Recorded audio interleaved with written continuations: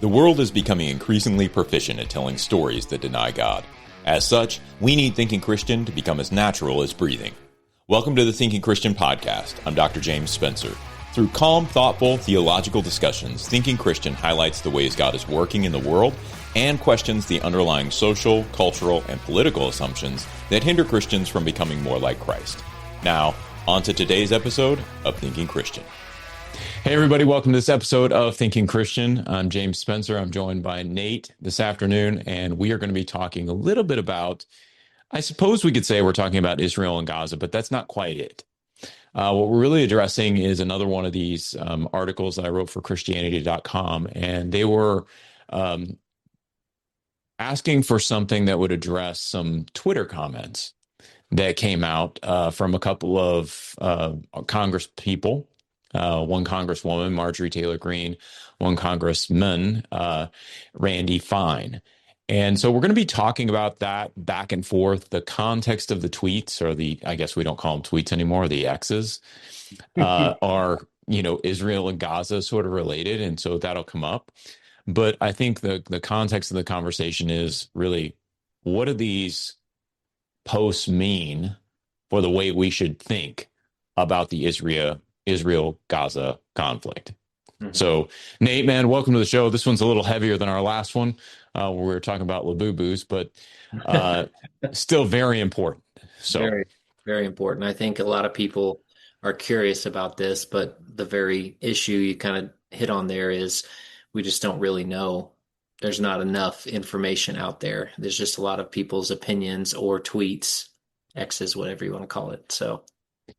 Yeah, I think it's really hard. It is such an important issue. It's one of those things where, obviously the baseline opinion I have on it is no war is a good war, right? We could talk about just war theory all we wanted, but at the end of the day, these are people made in the image of God who are dying and don't need to.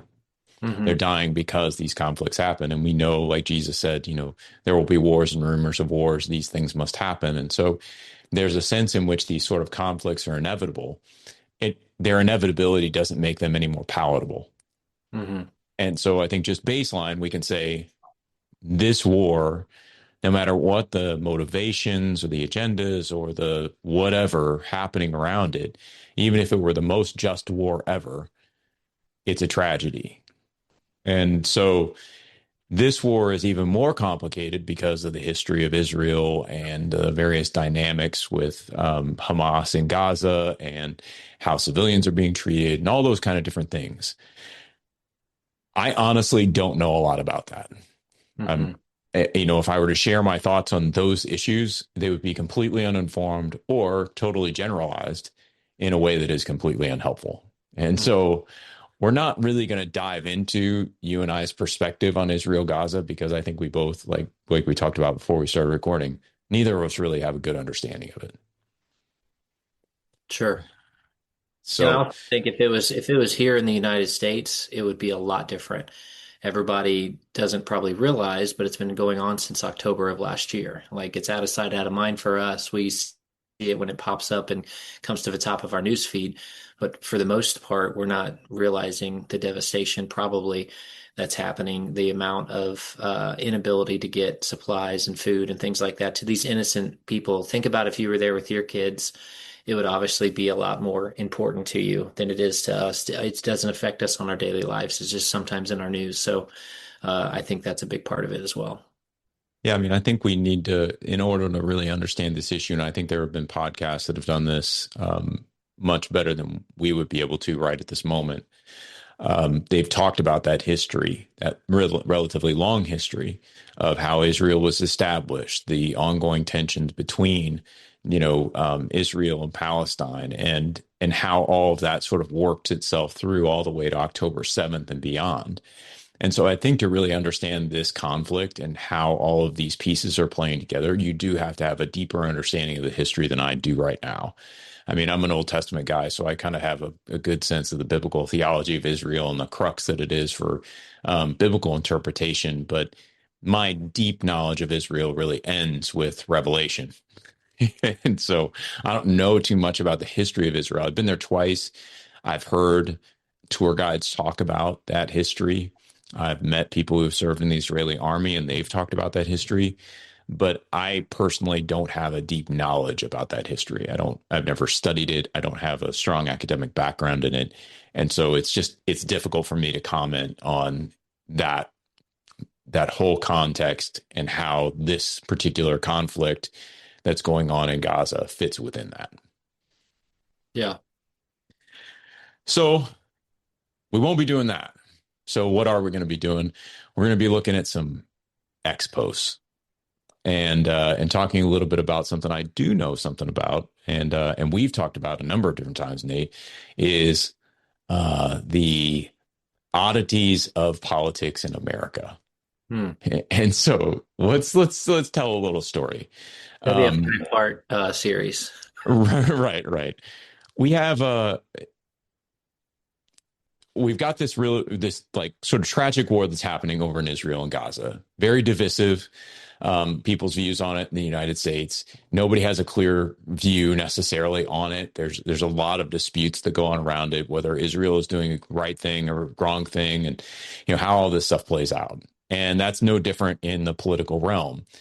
But ABC reported at one point that there's this the Gaza's, I guess, Hamas-run Ministry of Health is the way they describe it. So evidently Hamas is in charge of the Ministry of Health over there.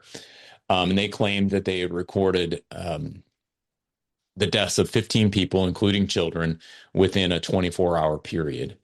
And that death toll was pretty significant. And so Randy Fine, who is a congressman from Florida, he made a post on X that reads this, and I'm just going to quote it. So it says, quote, "Release the hostages. Until then, starve away. This is all a lie anyway. It amazes me that the media continues to regurgitate Muslim terror propaganda," end quote.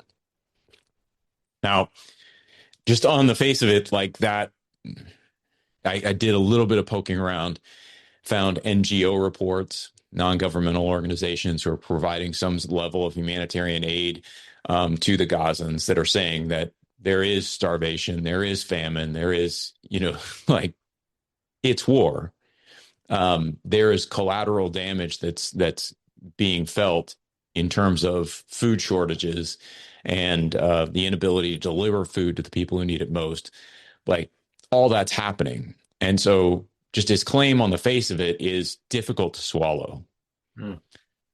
It's hard to believe that all of that we're seeing of, starvation and famine and the inability to get food to people in Gaza is false. That's hard to believe. I would say that I don't believe it. I think I trust the NGO reports and some of those other boots in the ground to show that no, famine is part of what's happening in war. Right? Supply lines are difficult to run. You name any sort of logistical factor in war is going to disrupt it. You add different layers on top of that, and it seems obvious that people would be having more difficulty getting food and that starvation could very well be occurring. And I think the independent reports on that are pretty clear.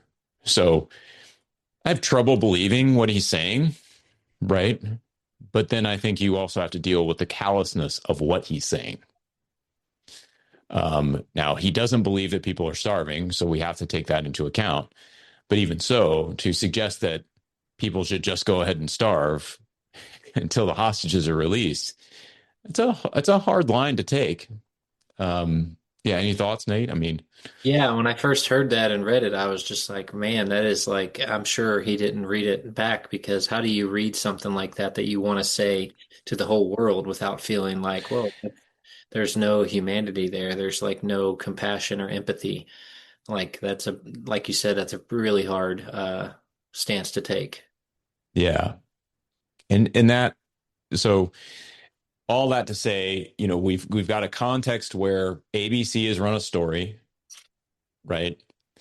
This one congressman has responded to that story in a way that I would say is, at the very least, doesn't show any evidence that it's an informed opinion, right? Like he's not citing his sources or anything like that.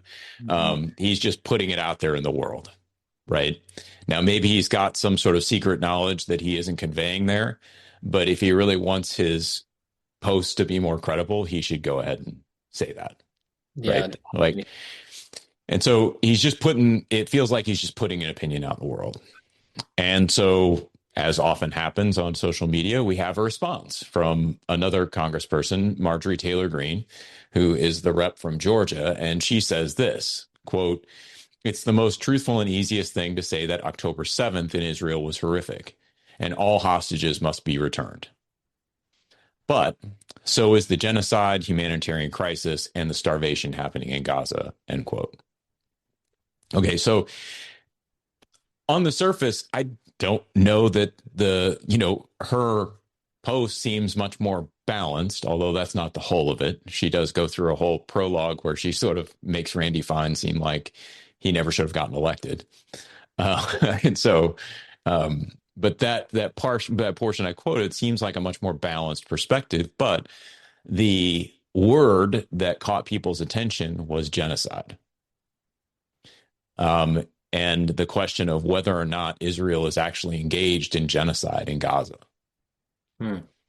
And that was sort of what I ended up talking about in the article. How do we take some of these? These are people who represent us. They're in government. They're supposed to be representing us. They have access, we think, at least, to different reports than maybe we're getting, or at least they have those sooner than we get them. Mm-hmm. And yet, what we're starting to see is sort of, in the case of Fine, I think, an unsupported claim about the veracity of ABC's reporting. And then in Marjorie Taylor Greene's post, really an assumption, a sort of trial without a jury, that Israel is engaged in genocide, and framing it as Israel intentionally going after Palestinians because they're Palestinians, potentially going after Gazans because they're Gazans. Right? That's how the UN sort of documents on genocide define genocide. It's you're going, if you wanted to exterminate Christians, you're going after Christians as such. You're not happening to kill Christians because they live in the same area as your enemy. Mm-hmm. That's a very different thing. And so these two claims, these two posts really do seem to advance claims about what's going on in Gaza that are at the very least underinformed and undersupported.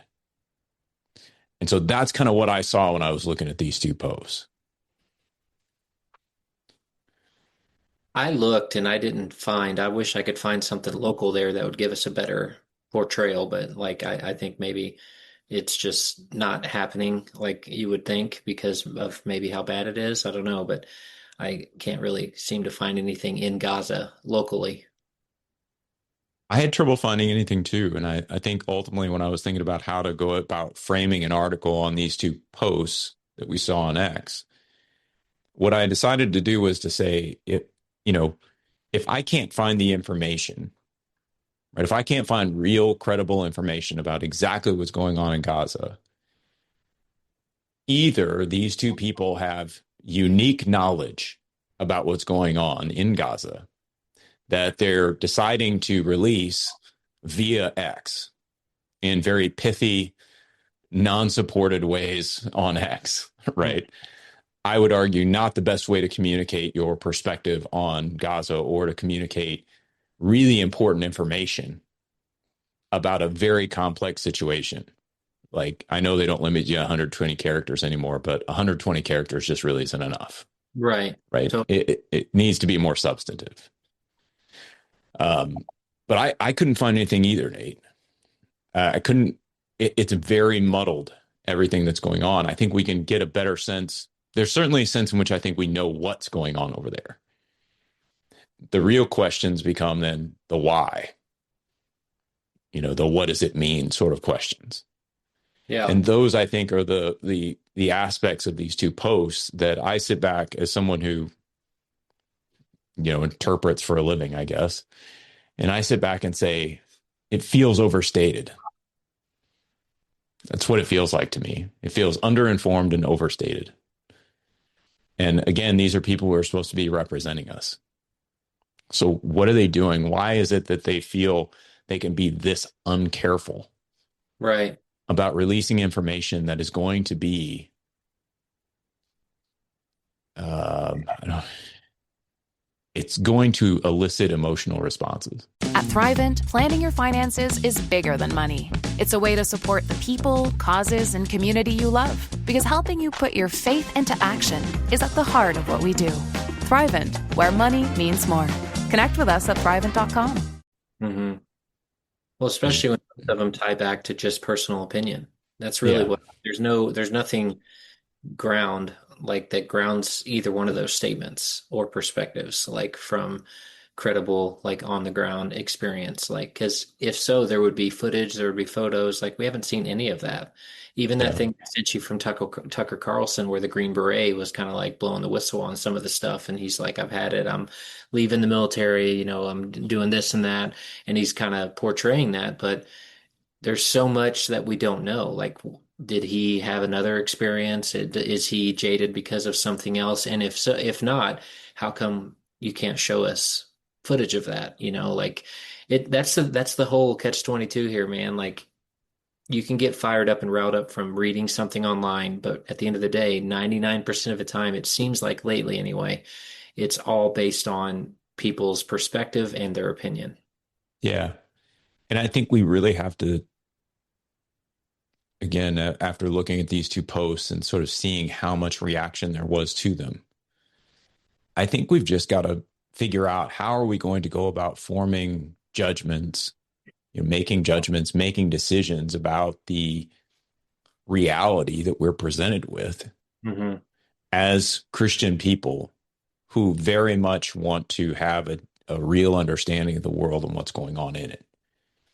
I don't think Christians are we shouldn't be, I would say, trying to pick a side on this issue.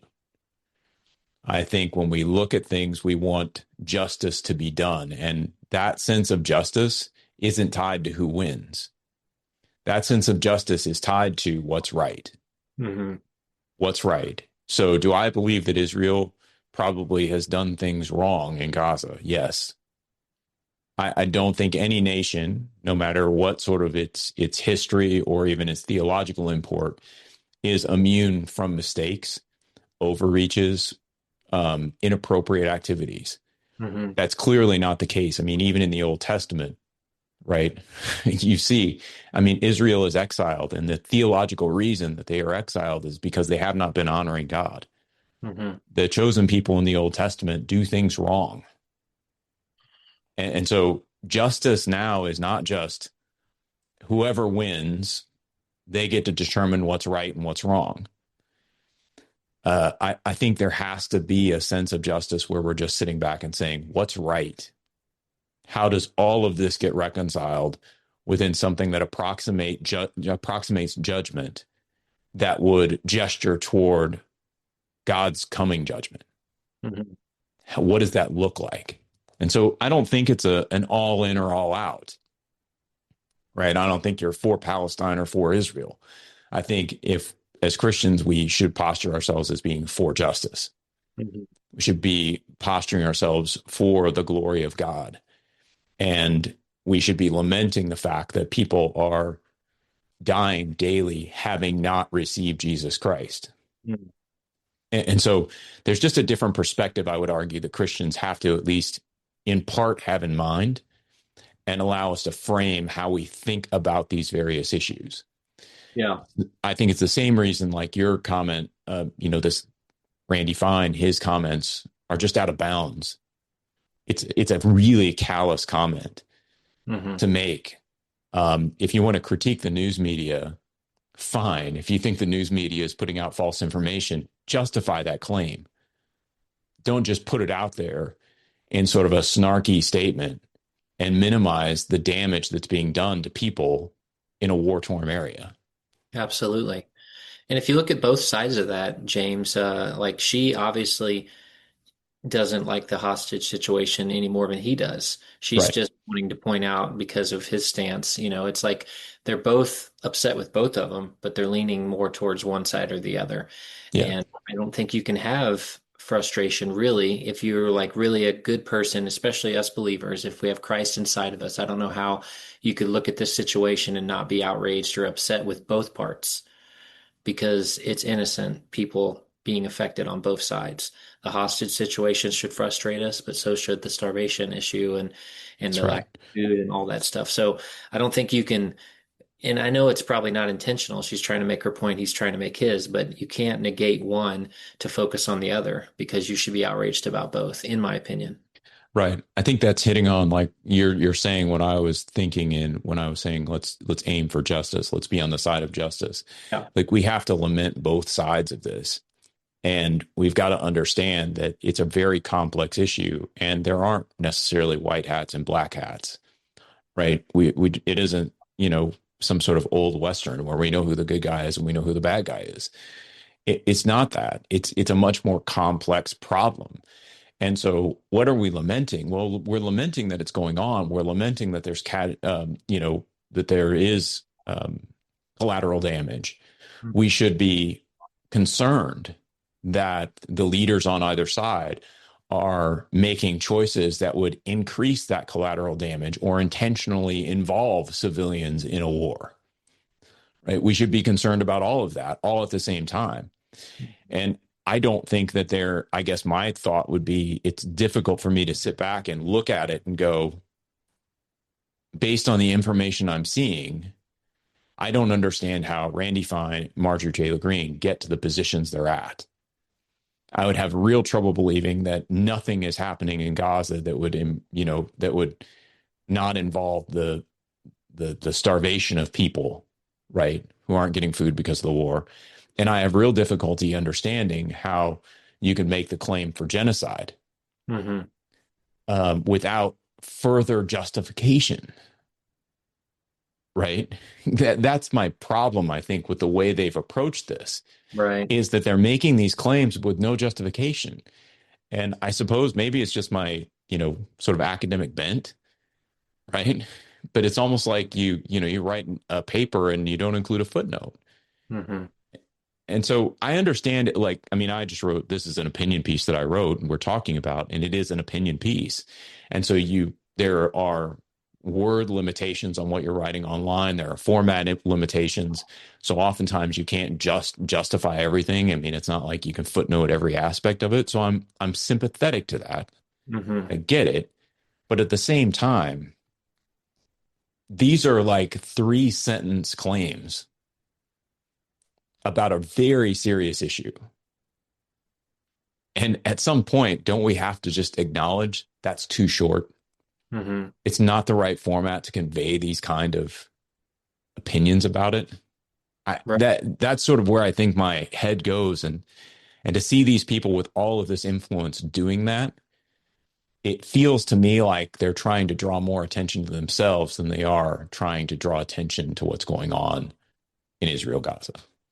Yeah, there's been a major shift, and we've talked about this a great deal. President Trump is definitely he does not shy away from social media, never has. And I kind of, we both, I think, wish sometimes he Yeah. would do more of the other stuff and just kind of stay off social media. But there's been a cultural shift there where somebody like Fine might be like, oh, well, everyone's accepting it from our commander in chief, and he's doing it literally every day. I feel like he posts on Truth Social or X or something every day. Yeah. And so instead of the way things used to be, I mean, even look back at like George W. Bush, I don't feel like he ever posted on social media. Again, it was a different era, a different time. It wasn't as culturally relevant back then, but I think that's a new era that we're getting into where it gets muddy and these politicians feel like they can just do that. I mean, without even having any restraint or reserve. If he would have just sat on that tweet and come back the next day, he probably would have been like, I probably shouldn't send that.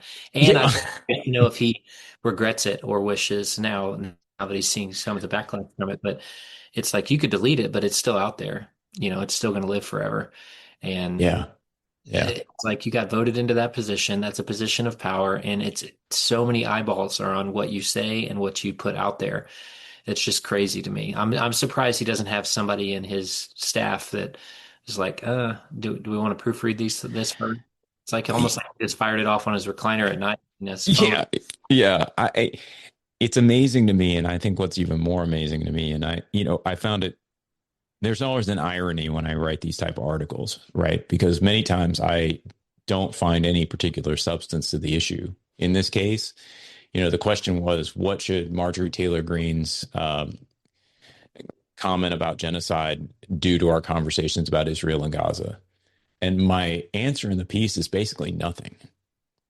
It shouldn't mean anything because essentially both her and Fine are just advancing slogans.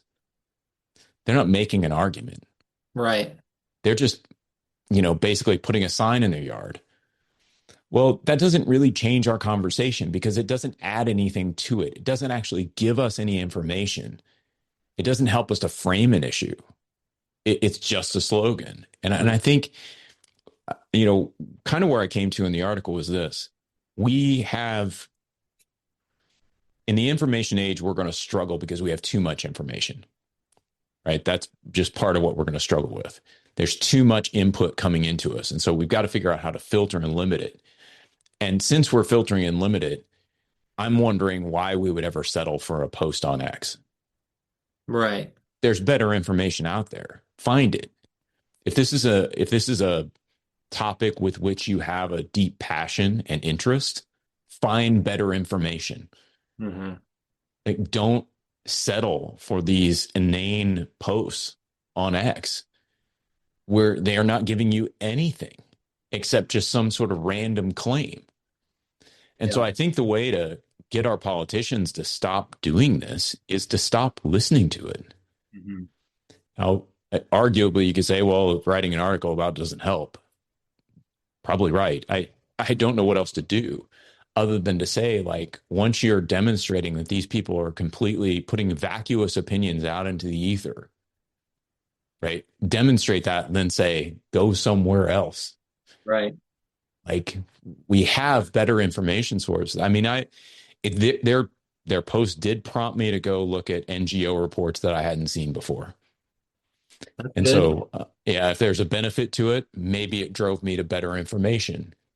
But at the end of the day, I think it's lamentable that these are the voices that get our attention, right, versus some of the more substantive conversations we could be having about these issues and maybe developing a better understanding about it. Sure. Sorry, I didn't mean to try to cut you. You're good. But we're having this conversation, and hopefully other people come to that conclusion and ask themselves these kinds of questions. We do have to have some kind of cultural shift. Otherwise, it's only going to get worse. Like we're heading down the backside of this. And I feel like it's going to become a bigger and bigger problem. So I'm glad that we're, at least thinking about that and having that conversation. Yeah. And I would just say to people, I don't think there's any perfect information, right? I mean, I've been at theology for a long time, and there's a reason that my wife is frustrated that I have so many books. And it's because there's always some other wrinkle, some other perspective, some other nuance that can be brought out. And so that requires an ongoing conversation that is then represented and codified in books. Right. It's represented and codified in articles. And that's because we don't think we have gotten to the end of the conversation yet. It's not complete. Mm-hmm. And so I think, not all information is going to be perfect. Not all information is going to be complete, but there's still better and worse information. Mm-hmm. There's better ways, I think, to portray this serious situation with nuance and complexity that still helps us understand what's going on than these sort of tweets, or I keep calling them tweets because, I'm used to Twitter, but X posts, these sort of X posts that are just making completely unjustified claims. For some of us, personal finances aren't just personal. They include loved ones, neighbors, the communities we call home, and the causes we hold in our hearts. At Thrivent, planning your finances is bigger than just money. We help you put your plans into motion and faith into action so you can do more for the ones in your heart. Because sometimes all you need to make a difference is someone to help you make it happen. Thrivent, where money means more. Connect with us at thrivent.com. Yep. And the more troubling thing that worries me is people that are uneducated. We've spent a great deal looking into this stuff and talking about it, but I still feel like I barely have my head wrapped around some of it. But the average person is probably even further behind me in that regard. And if they hear, Marjorie Taylor Greene's comment about genocide, they're just going to run with that or think in their mind subconsciously, even like, oh, genocides happen over there. And when I think of that, like I think of true genocide that's taken place like in Rwanda and like different countries like in the past, like the Tutsis and the Hutus, like that was actual true genocide where one tribe is trying to completely eradicate and knock them off the face of the map where none exist anymore. I don't know if that's necessarily happening, but when you say something like that and people hear it, then when they're in conversations in their circles at their church or their work or their families or their friends, then they're like, oh, well, genocide has happened there. And they're like, well, how do you know that? Or where did you see that? They're never going to say, well, I saw it on a Twitter post. Because if they did, people would be like, and they would discount what they're saying. But it gets written into the fact just because it's somebody's opinion. And that's the thing that I'm most concerned about, I think, with this and having this conversation about it. Well, and I think, to that point, just to sort of give people a little bit of perspective in the article, which we can probably link out of some of this other stuff, but you can also find on my Christianity.com author page. Just type in Christianity.com, James Spencer, and it in a search engine, and you should be able to find it. But there's a 1948 Convention on the Prevention and Punishment of the Crime of Genocide. Like that's sort of what we've globally, I suppose you could say, go toward when we're looking to define genocide. This is where we would tend to go, right? It was a law that a number of nations got together and started, saying, okay, what is this? And they define it as the intent to destroy in whole or in part a national, ethnic, racial, or religious group as such. And so there's an intent aspect involved here. Mm-hmm. And this is where I think the comment about genocide is difficult, because right now I think, and again, I don't know the full situation, but unless you have Israelite leaders coming out and saying,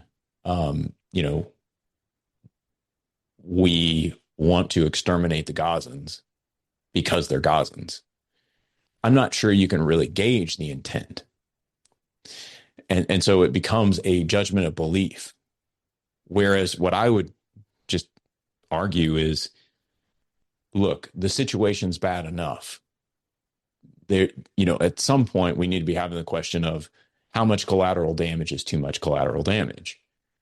That to me is a more helpful question, where we're trying to figure out, like, how do we settle this? How if we were thinking about it from a political perspective, how would the United States feed into this? Are they trying to solve a genocide problem, which I think would be solved in a very different way? We have solved those kind of problems in different ways in the past, not as Americans, but just as the world. I mean, World War II was a genocide problem. It was a world domination problem. I mean, he wasn't just going after one group. He was going back after everyone who wasn't, Hitler was going after everyone who wasn't Aryan. Mm-hmm. And so you did have a genocide problem there, and that was solved in a very different way. You just can't allow it to happen. And so eventually people got on board and it was all taken care of. If that's really what's going on in Israel, I think that needs to be clear, because the response is very different. If what we're dealing with is ongoing collateral damage, right, that is, being waged against an enemy that maybe you'll never defeat, sort of like our war on terror. How do you uproot all of the terrorists? Because it's not like they're wearing uniforms. Right. You don't exactly know who they are in every case. And so if it's this unwinnable war, I mean, how do you solve this issue? How does that ever end? It just feels to me like her comment on genocide was probably, if I'm being my most generous, I would just say it's uncareful. It's a non-technical way of referring to the collateral damage that's happening in Gaza. But I think what it really needs to be is a judicial investigation after the war, or even now, of sitting back and saying, is there really intent here to exterminate a people or part of a people? And this isn't a traditional war. This is actually something very different. Right. But either way, putting that out there on X just doesn't feel to me like the right thing to put out there. It feels very slippery, very uncareful, and ultimately unhelpful. And so again, I'd say when we're looking at some of these posts, I would just encourage Christians not to allow them to frame our worldview. I wouldn't even let this conversation that you and I have had frame your worldview. If you really care about this issue, you have to find better resources than an X post or a 30-minute podcast. You just have to. I think there's only so much of the complexity and so much you can present in any limited amount of time. And so people who really care about this, they have to go deeper. Yep. Even the news is not really a good source because it's tough. Everything, it's very limited, and it's pretty much across the board. Even if it is one left and right mainstream media, it's still going to only have certain parts. Yeah, it really is. It's very polarized, and it's presented in a polarized fashion. I've listened to podcasts on this, like hour and a half long podcasts that I thought were really good. And then I'd listen to another one that was about the same length. And you'd go, oh, first one really missed a lot. It's just, there's a lot there. And so I think my advice to Christians is not necessarily stay off X. I mean, be on X if you want to. But I think at best, what I'm finding is that X prompts my thinking about issues that I really care about. And it pushes me to go deeper than I would have before. That's not a bad thing. Mm-hmm. But I kind of like to have a short memory about all the X posts that I've ever read. They just fade into the background as I get deeper and deeper into an issue, and until I don't really remember what the offhand comment was. And I think that's the right way to think about what happens on X most of the time. You mean you try to think for yourself and not somebody's opinion as gospel? Yeah, definitely. And I learned a long time ago not to bother commenting on X, but I haven't found it to be a place conducive for conversation. So, nope. In any case, I guess to sum up everything we've said, this wasn't meant to be an Israel-Gaza episode, but what I think this is meant to be is, hey, Christians, as we're interacting in a world where multiple different opinions are put out there, where information is both voluminous, which means that we've got to do a lot of sifting and sorting, but also in depth enough that we can actually find good information if we're willing to work for it.